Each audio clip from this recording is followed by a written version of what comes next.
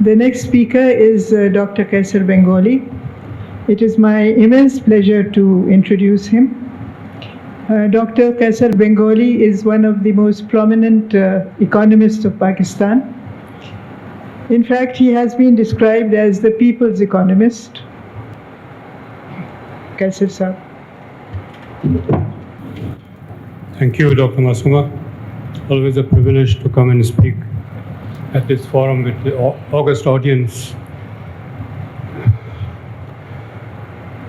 If I was to, or anyone was to speak in January 1972, she or he would say, the Pakistan that I knew no longer exists. With a very heavy heart, I have to say that the Pakistan that I knew does no longer exist.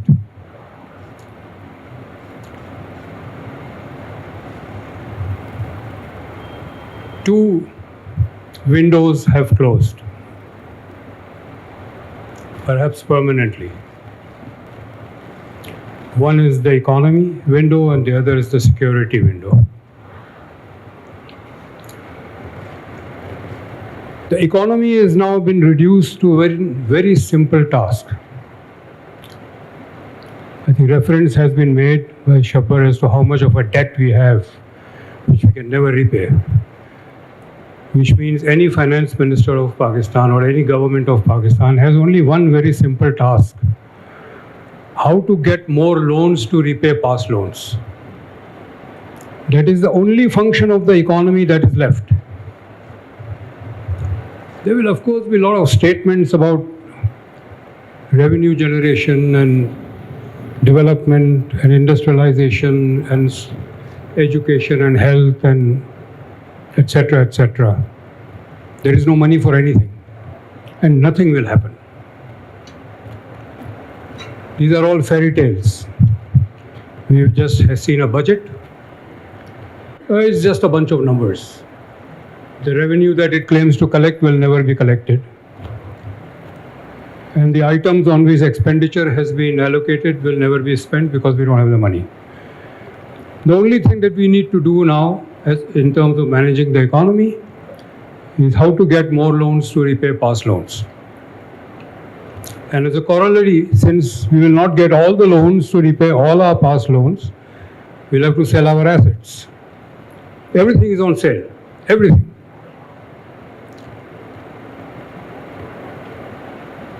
We already have a banking sector that is 80% foreign owned. We have a telecom sector which is 100% foreign owned.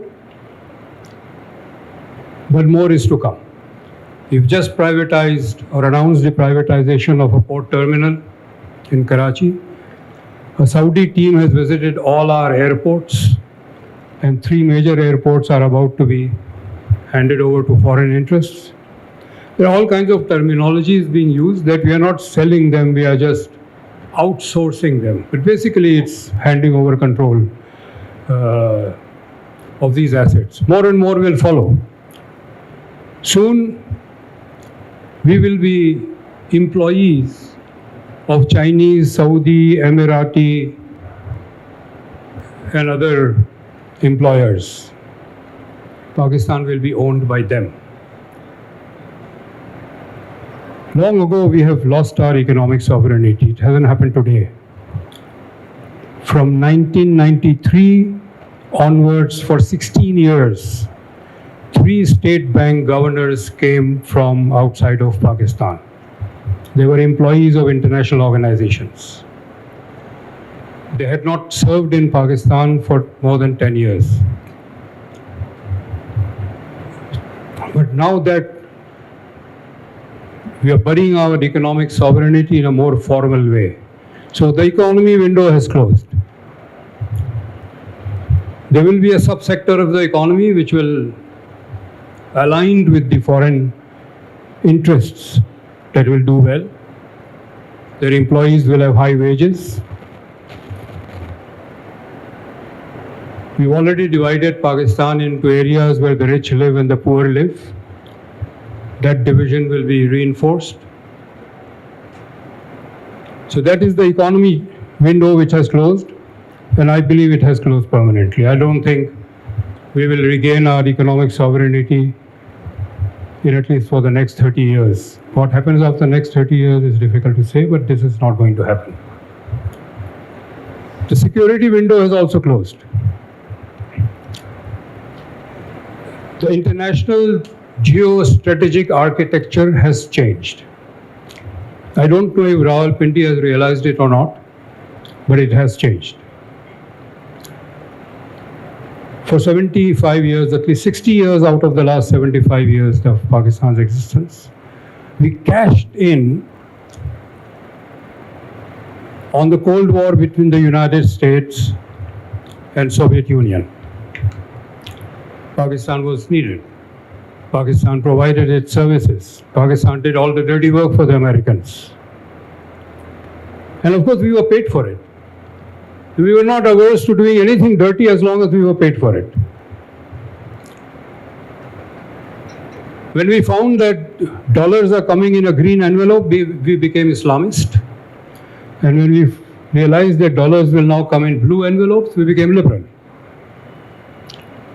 So, as long as dollars kept coming, we were willing to sell our services. But the United States does not need our services anymore. The confrontation is not with the Soviet Union or with Russia even, in spite of the war in Ukraine. The confrontation is with China. That is the geostrategic architectural shift that has taken place. And if the confrontation is with China, the Americans need India and not Pakistan. In fact, Pakistan is an irritant in the process. That irritant has to be tamed. We will be defanged, no doubt about it. And if we are defanged, then of course there is no security role to play, no wars to fight. Because we won't be permitted to fight any war. If not, then what will happen?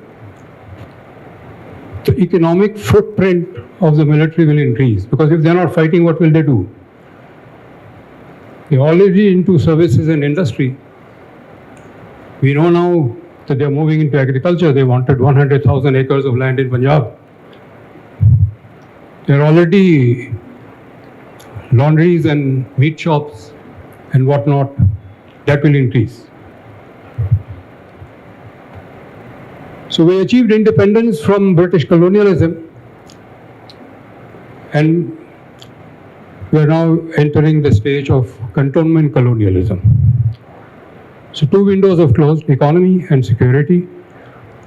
This is not the same Pakistan that I knew 5 years ago or 3 years ago.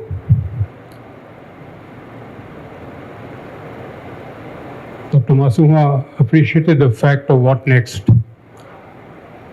I don't think there is a next. Thank you.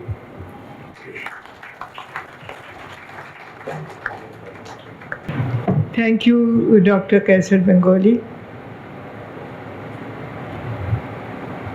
I will open the floor to questions. एक ऐसा issue है जिसकी मैं बहुत दिनों से उसके हल की तलाश में हूँ, वो ये कि करप्शन। अब तो मुझे लगता है कि ये तो बिल्कुल जिसे कहते हैं ना दिमाग की तरह अंदर तक आ गया है। तो आप लोगों ने कभी अपने कैलकुलेशन में ये रखा है, किसी ने हल सोचा है कि उसका हल क्या हो सकता है? करप्शन इस मुल्क का मसला नहीं है. If my tap is leaking, the water will drain out. The water being drained out is not a problem. The tap is the problem. The institutional framework of this country has all broken down one by one. There are no controls anywhere. When you leave the door open, you will be robbed. The problem is institutional. It's not that people are good or bad, and there are corrupt people and non-corrupt people. So instead of targeting corruption per se and howling about it, I think we have to concentrate on what are the institutional flaws that is causing this leakage. That's where the discussion should be. Institution. No. अगर मेरे जूते में कील है मैं लगाऊंगा, कील निकाल दो मैं ठीक चलूंगा. मसला ये है कि इस मुल्क में हर सबके जूते में कील है. That's the problem.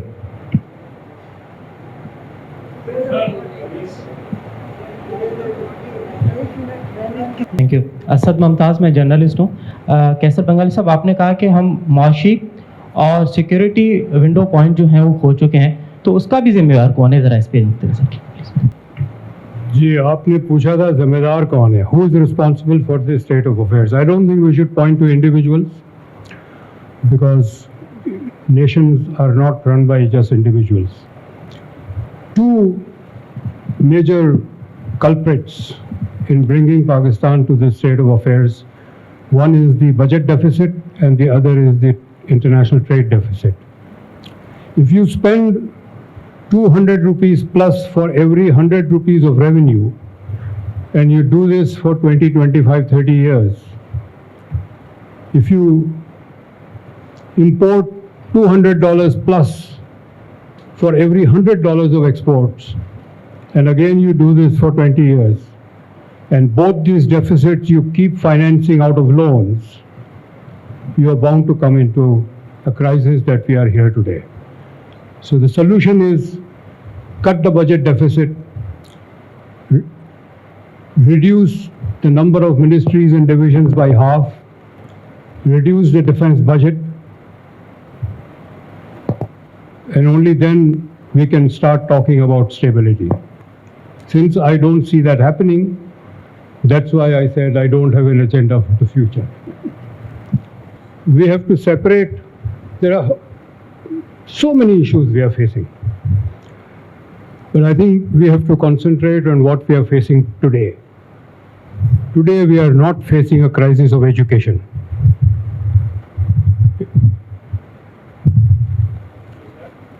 We are not facing a crisis of education. We are facing a bankruptcy. We are bankrupt. Industries are closing down. Businesses are closing down. The country may have averted bankruptcy by taking one loan, but we are still bankrupt. And for the last 23 years, all our reserves have been loan money. It's not our money. So we can't talk about governance, we can't talk about all the other issues which are very important, which all of us, myself included, have been engaged in for the last 40 years. But today we are bankrupt. And that bankruptcy is because the government is spending more than twice what it is generating, and we are importing more than twice of what we are exporting. There are options. Why I am gloomy is because I don't see that options being worked out. India recently announced that it is abolishing all cantonments. It is handing over cantonment lands to the municipal authorities. I think Shabbar alluded to that. Kar dena. Between Lahore and Peshawar, on GT road, the old GT road, not the motorway, there are on average a cantonment every 25 miles. These cantonments were built by the British, most of them, because there was a danger of Tsarist Russian invasion in the 19th century. Today we have friendly relations right up to Moscow. We don't need these cantonments. Look at Karachi. Look at the amount of land that is there. Both sides of Shara Faisal is actually military owned. What for? What is the military imperative? How does Pakistan's security matters with this land? You cannot expand Shara Faisal. You cannot create an additional lane because the land is owned by the military. From Karachi University to airport is a very short distance. But that road has been pending. The project for that road has been pending for at least 30 years. because it passes through military territory. So if you want to go to the airport from Karachi University, first you have to come to Nipa and make a detour. So we can generate money by selling all the government land, cantonment lands. There is a plan to shift the GHQ from Rawalpindi to Islamabad. Abandon that.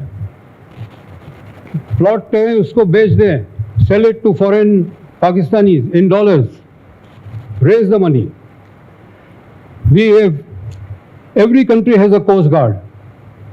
We have two agencies doing the same job, the Coast Guard and Maritime Security Agency. Shut down one of them. We have a Ministry of National Harmony. Can you imagine? We have a Ministry of National Harmony.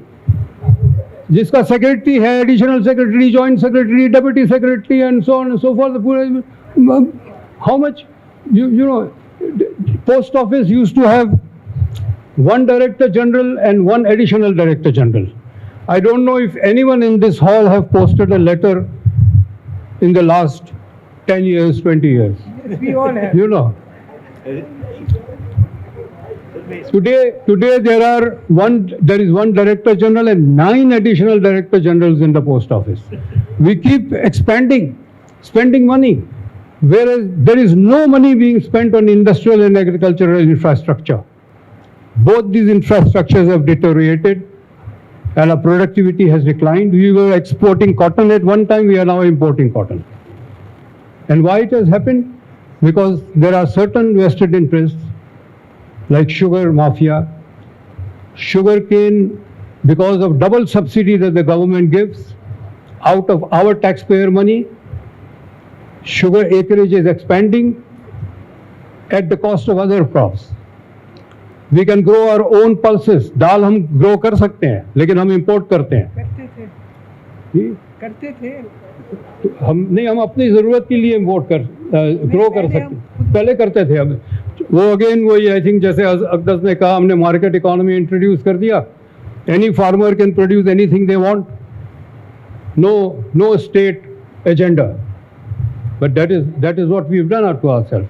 So certainly we can turn things around. I mean, there is never a situation where you don't have hope. Why I don't have hope? Because the people who control this country are not going to change anything.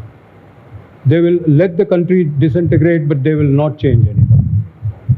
Until and unless we come out on the street and fight. Hanif, did you want to ask a question? Shabbar साहब ने कहा कि जो हमने plan किया वो हम collect नहीं कर सकते. डॉक्टर साहब ने कहा कि जब कलेक्ट नहीं कर सकते तो स्पेंड भी नहीं कर सकते. और जुबैदा मुस्तफ़ा के सवाल के जवाब में डॉक्टर साहब ने कहा कि भाई हमें तो टेप को चेंज करना है, रिश्वत कोई मसला नहीं है. तो मेरा यही सवाल था कि who will bell the cat, way forward क्या है हमारे पास. आप दोनों गवर्नमेंट में रहे और आप बहुत अच्छी तरह से जानते हैं, और डॉक्टर साहब को तो वैसे भी ये भी एजाज़ है कि वो दो गवर्नमेंट के एडवाइज़र हैं. बताओ भाई, who is going to get the cash? कोई मसीहा नहीं आएगा. No country, no society has changed because one man parachuted from somewhere and changed anything. It is, we have to change it, the elite. We have to raise our voice. Whatever you think is wrong, speak out. If you think it is all right for 2/3 of our children to be malnourished and supermarkets to be stocked with dog food, imported dog food and cat food, and if you're tolerating that, and I think Shabbar gave a very good example. आप अंदाज़ा लगाएं what kind of society we have been. Pepsi की है ये नहीं, Pepsi तो चलो, ये हम there's no way I can say this in English, my apologies. ये हमारे नलकों से ही पानी निकाला है ना, हमारा ही नलकों का पानी है. ये बोतल में भर के हमें पिलाते हैं, डॉलर बाहर ले जाते हैं. ये किस किस्म का है? हमने अपनी मैट्रिक का निज़ाम को इतना ख़राब किया है कि हुकूमत के, जनरल्स के, मिनिस्टर्स के, ब्यूरोक्रेट, सब के बच्चे हमारे, सब लोग हम A level, O level schools में पढ़ाते हैं. And millions of dollars go to Cambridge every year. 1.5 billion. So we have tolerated this, and we've tolerated this not just 3 years, 5 years. This is what we've tolerated for the last half a century.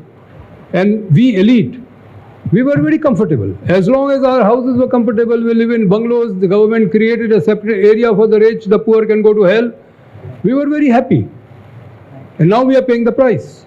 So we have to stand up and speak, do our part. ये जो Washington consensus की thinking है, हमारे जो वहाँ से parachute होते हैं, वहाँ से टेक्नोक्रेट्स, इन्होंने वो थिंकिंग ही तब्दील कर दी है. And we will have to come out with this Washington consensus idea, और स्टेट कैपिटलिज्म या स्टेट एंड मार्केट की तरफ जाना पड़ेगा ताकि इन्वेस्टमेंट्स इन पीने का साफ पानी, education, health, so on and so fourth at a bare minimum. इसके बगैर बहुत मुश्किल होगा. I'm sorry, I have to challenge you on this. When you say it is the Washington consensus, you are telling the people to train our guns on Washington. No. Washington is not responsible for us. We are responsible. We have done it. We have used Washington as an excuse. It is the elite, the military elite, the civilian elite. It's very convenient for them to use the Washington consensus because it is convenient to them. When the Soviet Union invaded Afghanistan, we had a choice to play the American page boy or not. We should have refused. We should have, this is not our war, you fight your war somewhere else. But we did so because we had free dollars coming in. There were generals who now have ranches in the United States. We are responsible. Washington is not responsible. Let's not train our guns on the wrong enemy. You know, one finance minister, I won't name him, in Islamabad, he very clearly said, these are things, it's very, you know, we can always fire our guns on IMF's shoulders. It's very convenient to do so. It's politically popular also. But we have to make the decisions. We have to cut wherever cuts are required. If the deficit disappears, I think one point that Shabbar pointed out very correctly, if I have to pay $100 in my loan repayment and my current deficit is another 10, so I have to borrow 10 plus 100. Yes. And it keeps multiplying. So let us bring our current deficit to zero. The government expenditure should be equal to revenue. Imports should be equal to exports. And then we are only left with handling our past loans. And in time we will cover it. But no, that is not what we will do. And it is Rawalpindi and Islamabad which is responsible, not Washington.